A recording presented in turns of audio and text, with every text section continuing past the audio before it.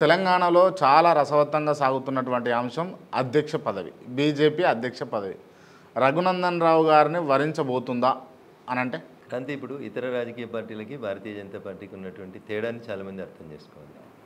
వివిధ రాష్ట్రాలలో అన్నిటినీ సంతులితం చేసుకొని కులాలు మతాలు రకరకాలైనటువంటి ఈక్వేషన్స్ ఆ రాష్ట్రంలో అధికారంలోకి రావడానికి మనం ఏం చేయాలనేది ఆలోచించి భారతీయ జనతా పార్టీ కేంద్ర నాయకత్వం గౌరవనీయులు నరేంద్ర మోడీ గారి నాయకత్వంలో ఒక నిర్ణయం తీసుకుంటారు.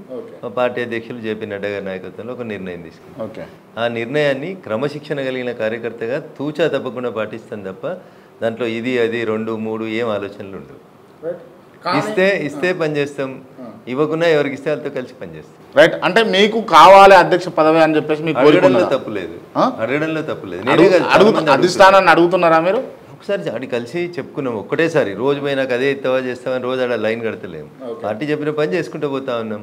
పరిణామ క్రమంలో ఎవరెవరికి ఏ స్థానం ఇవ్వాలనేది పార్టీ నిర్ణయం తీసుకుంది. సామాజిక వర్గం ఏమన్నా అడ్డొచ్చే అవకాశాలు ఉన్నాయా అధ్యక్ష పదవి కంటే? భారతీయ జనతా పార్టీలో సామాజిక కోణాల కంటే ఎక్కువ తెలివితేటలకి వారి పార్టీకి ఎంత లాయల్గా పనిచేస్తున్నారు అనేటువంటి అంశాలకి ఎక్కువ ఇంపార్టెన్స్ ఉంటుంది తప్ప సామాజిక కోణాలని ఓవరాల్గా కంట్రీ వైడ్గా చూసినప్పుడు ఆలోచిస్తాం. రైట్. పార్టీ కావచ్చు, రఘునందన్ రావు కావచ్చు, బీసీ నినాదం పట్టుకొని బయటికి పోతా ఉన్నారు కదా. మరి బీసీలం కాదని రఘునందన్ రావుకి ఎందుకు ఇవ్వాలి అని అంటే రేపు అధికారంలోకి వచ్చిన తర్వాత నేను మళ్ళీ చెప్తా ఉన్నాను, అధికారంలోకి వచ్చిన తర్వాత బీసీ ముఖ్యమంత్రిని చేయరు. ఎవరొద్దంటారు? రేపు ఒడిశాలో అధికారంలోకి వచ్చింది.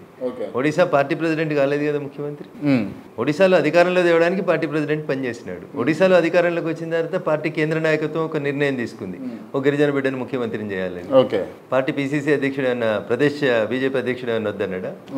మధ్యప్రదేశ్లో పార్టీ అధ్యక్షులు ఒకరు ఉన్నారు, పార్టీ అధికారంలోకి వచ్చింది, అక్కడ ఒక బీసీ బిడ్డని ముఖ్యమంత్రిని చేసారు. ఎవరన్నా వద్దన్నారా? ఢిల్లీలో అధికారంలోకి వచ్చింది, ఢిల్లీ బీజేపీ అధ్యక్షుడు కాలేదు కదా ముఖ్యమంత్రి. ఎవరైనరు? శ్రీమతి రేఖా గుప్తా గారు అయినరు.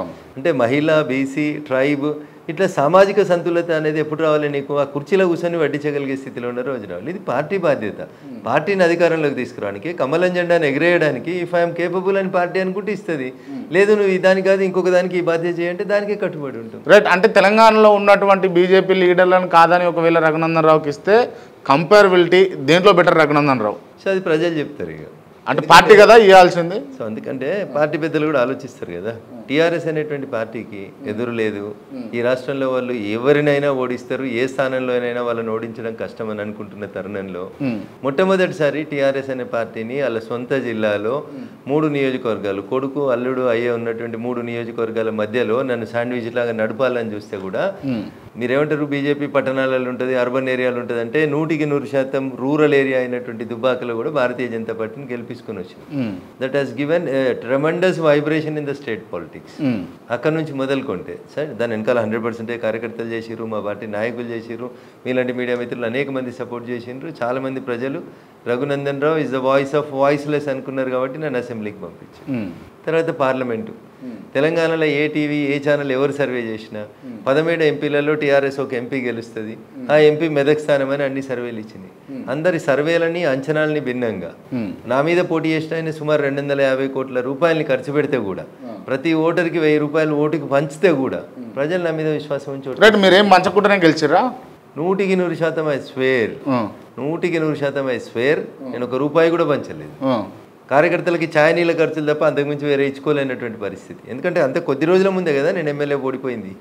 ఏముంటాయి మా దగ్గర? అంటే ఉన్న డబ్బులన్నీ ఎమ్మెల్యే ఎలక్షన్లో కూడా అయిపోయినాయి. చెప్పలేను నేను. నా దగ్గర ఉన్నదే కొంచెం. నేను గెలిచి 3 నెలలు, 3 సంవత్సరాలు, 3 సంవత్సరాలు ఎమ్మెల్యే కాకపోతే మళ్ళీ ఎలక్షన్స్. మీరు అర్థం చేసుకోవాల్సింది 6 సంవత్సరాల్లో 5 ఎన్నికలు కొట్లాడినా నేను. 6 సంవత్సరాల్లో 5 ఎన్నికలు కొట్లాడినా అంటే ఎంత శక్తి ఉండాలి ఒక మనిషికి? ఆర్థికంగా ఏముంటుంది మనిషి దగ్గర? నాలాంటి చిన్న కుటుంబాలకి ఎలక్షన్ల దగ్గర ఏముంటుంది? ఏముండదు. కార్యకర్తల బలం, ధైర్యం తప్ప ఏముంటుంది.